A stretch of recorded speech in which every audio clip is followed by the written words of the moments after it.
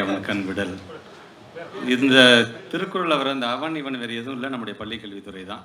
அதனால தான் இன்றைக்கி நம்ம தொடர்ந்து ஒவ்வொரு திட்டத்தையும் பார்த்திங்கன்னா, எங்களுடைய அதிகாரி நம்முடைய அரசு முதன்மை செயலாளர்லேருந்து, எங்களுடைய இயக்குநர்லேருந்து, இணை இயக்குநர்லேருந்து ஒருத்தங்கிட்ட நாங்கள் ஒரு வேலையை கொடுத்துட்டோம் அப்படின்னு சொன்னால் உடனடியாக அதை முடிச்சிருவாங்க. அதற்கு சான்றிதழாக தான் கீழே ஒரு வேலையை இப்போ நாங்கள் முடித்தோம், ஒன்றாவது அறிவிப்பு.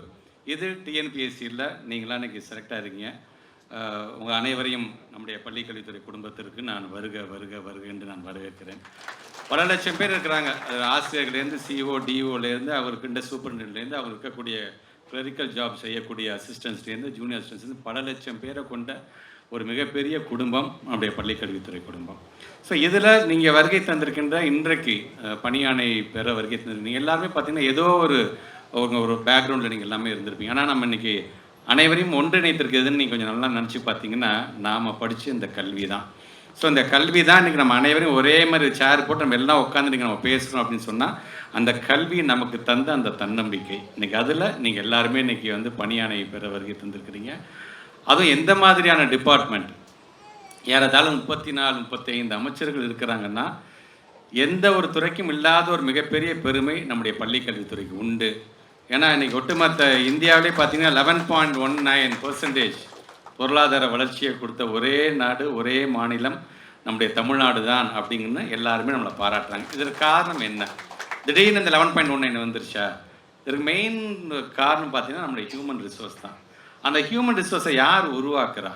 சார், ஒரு மாநிலத்திற்கு நான் முதலீடு செய்ய போகிறேன், அந்த மாநிலத்திற்கின்ற அங்கே இருக்கின்ற அரசியல் சூழ்நிலை எப்படி இருக்கின்றது, அங்கே இருக்கக்கூடிய நிலங்கள், அங்கே இருக்கக்கூடிய மற்ற இன்ஃப்ராஸ்ட்ரக்சர்ஸ் நமக்கு எப்படி கை கொடுக்க போகிறது அப்படின்னு பார்க்கும் பொழுது அதில் ஃபஸ்ட்டு வர்றது பார்த்திங்கன்னா நம்ம ஹியூமன் ரிசோர்ஸ் இண்டெக்ஸ் தான். ஸோ அந்த ஹியூமன் ரிசோர்ஸ் அப்படிங்கிறத உருவாக்கக்கூடிய ஒரு மிகப்பெரிய துறை எதுன்னு பார்த்தீங்கன்னா நம்முடைய துறை. நம்ம துறை என்ன அவுட்புட் கொடுக்குறாங்களோ, நம்ம என்ன ப்ராடக்டை உருவாக்கி தர்றோமோ அதுதான் 12th ஹையர் எஜுகேஷனுக்கு போகிறாங்க. அங்கேருந்து அது ஆராய்ச்சி படிப்பாக இருந்தாலும் சரி, இன்னோவேட்டிவாக பல விஷயங்கள் நம்முடைய பிள்ளைங்கள்லாம் இன்றைக்கி செஞ்சிட்ருக்காங்களே. இன்றைக்கி தமிழ்நாடு மட்டுமல்ல, ஒட்டுமொத்த உலகமே நம்மை பார்த்து வியக்குது, நம்மளை பார்த்து பெருமைப்படுகின்றது. நம்மை பார்த்து நான் முதலீடு செஞ்சால் அது தமிழ்நாட்டில் தான்ப்பா செய்வேன் என்று சொல்கின்ற அளவுக்கு வருகிறோம் என்று சொன்னால் அதற்கு காரணம் நாம் தயாரிக்கின்ற மனித வளம் தான்.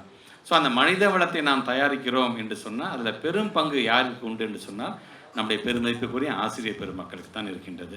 ஸோ அந்த ஆசிரியர் பெருமக்களுக்கு உறுதுணையாக அவங்களுடைய கரத்தை வலுப்படுத்த போகிறது யாருன்னு பார்த்தீங்கன்னா அந்தந்த மாவட்டத்தில் பணியாற்றக்கூடிய சிஓ லெவலில் இருக்கக்கூடிய, டிஓ லெவலில் இருக்கக்கூடிய, பிஇஓ லெவலில் இருக்கக்கூடிய எல்லா அதிகாரிகளும். அந்த அதிகாரியுடைய கரத்தை வலுப்படுத்த போகிறது யாருன்னு பார்த்தீங்கன்னா அசிஸ்டன்ஸும் ஜூனியர் அசிஸ்டன்ஸும் தான். ஸோ நீங்கள் வருகை தந்திருக்க நீங்கள் பணியானை நீங்கள் வாங்கிட்டீங்க அப்படின்னா அடுத்த ஒரு புதிய சமுதாயத்தை உருவாக்க போகின்ற அந்த மிகப்பெரிய பணியில் எங்களோடு நீங்களும் இணைந்திருக்கிறீர்கள் என்று சொல்லத்தக்க விதத்தில் தான் இன்றைக்கு இந்த நிகழ்ச்சி நடைபெற்று கொண்டிருக்கின்றது. ஸோ நம்முடைய மாண்புமிகு தமிழ்நாட்டுடைய முதலமைச்சர் இன்றைக்கு ஒரு ஆட்சி மாற்றம் ஏற்பட்டதுலேருந்து பார்த்திங்கன்னா கிட்டத்தட்ட 70 வகையான திட்டங்களை நாம் கொண்டு வந்திருக்கோம். திடீர்னு பார்த்திங்கன்னா ஒரு பள்ளிக்கு நாம் புதுசாக செய்ய போகிறோம் அப்படின்னு சொன்னால் நம்முடைய துறைக்கென்று ஒரு இலக்கு இருக்கின்றது, நம்ம துறைக்கென்று ஒரு கனவு இருக்கின்றது. அந்த கனவை திடீர்னு ஒரு நாள் காலத்தில் எந்திரிச்சு பார்த்தோன்னா டக்குன்னு ஒரு எல்லாம் இருக்கக்கூடிய உடனே நம்ம உருவாக்கிட முடியாது. அதை கொஞ்சம் கொஞ்சமாக தான் செதுக்க வேண்டும். அப்படி செதுக்கக்கூடிய பணியில் தமிழ்நாட்டுடைய முதலமைச்சர் இன்றைக்கு கிட்டத்தட்ட 70 திட்டங்களை நாம் கொண்டு வந்திருக்கிறோம். ஒவ்வொரு பள்ளிக்கூடத்திலும் ஒரு மேடையை அமைத்து இந்த பிளாட்ஃபார்ம் என்று சொல்கிறோம் பார்த்தீங்களா, அந்த பிளாட்ஃபார்ம் என்னுடைய பள்ளி குழந்தைங்களுக்கு அது கல்வி சார்ந்ததாக இருந்தாலும் சரி, கல்வி சாராததாக இருந்தாலும் சரி, தன்னுடைய திறமையை எக்ஸிபிட் பண்ணுறதுக்கு ஒரு பிளாட்ஃபார்மை நான் உருவாக்கி கொண்டிருக்கின்றோம்.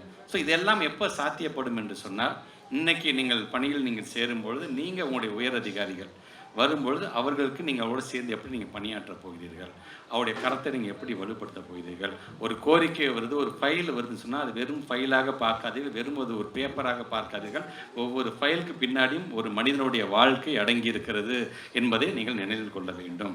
ஸோ நீங்கள் ஒவ்வொரு நாளும் பணியாற்றுறதுன்னு பார்த்தீங்கன்னா இன்னிலேருந்து உங்களுக்கான இந்த பணியானையை பெறுறதுன்னு சொல்கிறேன், உங்களுக்கான கிளாக் ஸ்டார்ட் ஆகிடுச்சு. ஸோ நீங்கள் இனி அதை சார்ந்து நீங்கள் ஓட போகிறீங்க.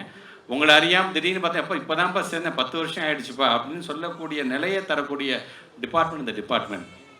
ஒவ்வொரு நாளும் பார்த்தீங்கன்னா ஏதோ ஒரு விதத்தில் ஒரு சர்ப்ரைஸ் இருந்துக்கிட்டே தான் இருக்கும். அது நம்மை பாராட்டுவதாக இருக்கலாம், நம்மளை விமர்சனம் செய்வதாக இருக்கலாம், நம்ம எதிர்பார்க்காத அளவுக்கு சாதனை படைக்கக்கூடியதாக இருக்கலாம். ஆனால் இதுவும் கடந்து போகும் என்பது போல நாம் நம்முடைய பணியில் முழுமையாக நீங்கள் தெரியும் கல்வி சிறந்த தமிழ்நாடுன்னு ஒரு மிகப்பெரிய ஒரு ஈவெண்ட்டை நம்ம நடத்தி காமிச்சோம். அந்த ஈவெண்ட்டை நம்ம நடத்தி காமிச்சது நம்ம வந்து விளம்பரப்படுத்துவதற்காக அதை நடத்தலை. நம்முடைய எஜுகேஷன் சிஸ்டம் எப்படியெல்லாம் செயல்படுகிறது, இன்றைக்கி இந்த எஜுகேஷன் சிஸ்டத்தில் கல்வி சிறந்த தமிழ்நாடுன்னு இவ்வளோ பெரிய ஈவெண்ட்டை நாங்கள் பண்ணுறோம்னு சொன்னால் இன்றைக்கி சாதிச்சு அந்த பிள்ளைகளுக்கான அடுத்த பேட்ச், சார் அடுத்த தடவை இதே கல்வி சிறந்த தமிழ்நாடை பண்ணுங்கள், அந்த ஈவெண்ட்டில் நானும் எங்களுடைய குடும்பமும் அதில் பங்கு பெறும் என்று அந்த பிள்ளைகளுக்கு ஒரு ஊக்கம் தருகின்ற அளவிற்கு தான் அதை நாம் செய்து காமிச்சிருக்கிறோம். ஸோ உங்களிடம் நான் வைக்கக்கூடிய வேண்டுகோள் என்பது, எப்படி நம்முடைய ஆசிரியர் பெருமக்கள் வந்து கண் துஞ்சாமல் இன்றைக்கி தொடர்ந்து பணியாற்றி கொண்டிருக்கின்றார்களோ, அவர்களுக்கு உறுதுணையாக எப்படி நம்முடைய அடுத்த ஆஃபீஸர்ஸ்லாம் இருக்கிறார்களோ, நீங்களும் அவர்களோடு இணைந்து, இது நம்மளுடைய குடும்பம், இந்த பள்ளி கல்வித்துறை என்பது என் குடும்பம், என் குடும்பத்தை நம்பி எந்தெந்த பிள்ளைகள்லாம் நம்முடைய பள்ளிக்கூடத்துக்கு வருகிறார்களோ அவர்களெல்லாம் அடுத்தடுத்த உயர்நிலைக்கு செல்வதற்கு என்னால் முடிந்த ஒரு கான்ட்ரிபியூஷனை கண்டிப்பாக இந்த அரசாங்கத்திற்கு நான் செய்வேன் என்பதை உறுதியேற்கக்கூடிய ஒரு நாளாகவும் இந்த நாள் அமைந்திட வேண்டும் என்பதுதான் என்னுடைய வேண்டுகோள்.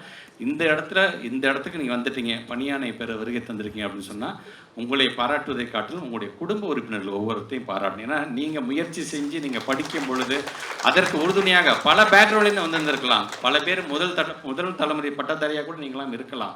ஆனால் உங்களுக்கு அந்த ஊக்கத்தை உன்னால் முடியும்ப்பா, நீ படிப்பா, உன் பின்னாடி நான் அப்பா நான் இருக்கிறேன், அம்மா நான் இருக்கிறேன், அண்ணன் நான் இருக்கிறேன், தங்கச்சி நான் இருக்கிறேன், தம்பி நான் இருக்கிறேன் என்று சொல்லி உங்கள் குடும்பத்தை சார்ந்த ஒவ்வொரு உறுப்பினர்களுக்கும் இந்த நேரத்தில் நான் நன்றி சொல்ல கடமைப்பட்டிருக்கேன் நான். ஸோ எங்களுடைய பள்ளிக்கல்வித்துறைக்கு இது போன்ற சொத்துக்களை தந்த அந்த குடும்பத்தை சார்ந்திருக்கின்ற ஒவ்வொரு நண்பர்களுக்கும் ஒவ்வொரு மெம்பர்ஸுக்கும் என்னுடைய நன்றிகளை நான் தெரிவித்துக் கொள்கிறேன். தொடர்ந்து பணியாற்றுங்க. பணியாற்றும் பொழுது இன்னும் உங்களால் என்னென்னலாம் படிக்க முடியுமோ தயவு செஞ்சு படிங்க. அதான் வேலை கிடச்சிட்டோமே சேர்ந்துட்டோமே அப்படின்ட்டு இல்லாமல் நீங்கள் தொடர்ந்து உங்களால் உங்களுடைய அறிவை எப்படியெல்லாம் மேம்படுத்தி கொள்ள முடியுமோ துறை சார்ந்து புதிதாகவும் நீங்கள் படித்து உங்களை நீங்கள் அப்டேட் பண்ணிட்டே இருங்க. ஏன்னா ஒரு காலத்தில் இருந்த மாதிரி இல்லை பிள்ளைங்கள், அந்த காலத்தில் இருக்கிற டெக்னாலஜி அவங்க கற்றுக்கணும், இன்றைக்கி வரக்கூடிய புது டெக்னாலஜி கற்றுக்கக்கூடிய பிள்ளைகளை நாம் பெற்றிருக்கோம் என்று சொல்லும்போது அது சார்ந்து நாமும் எப்படி நம்முடைய பணியில் நம்மளை எப்படி அப்கிரேட் பண்ணிக்கிட்டே இருக்கலாம் என்கின்றதை நீங்களும் புதிதாக நீங்கள் தெரிந்து கொள்ள வேண்டும். அந்த தெரிந்து கொள்கின்ற ஆர்வத்தை மட்டும் என்றைக்குமே விட்டுவிடாதீர்கள் என்று சொல்லி உங்கள் அனைவருக்கும் மீண்டும் ஒரு முறை என்னுடைய வாழ்த்துக்களையும் பாராட்டுகளையும் தெரிவித்து இந்த அணியின் உரை நான் நிறைவு செய்கிறேன். நன்றி, வணக்கம்.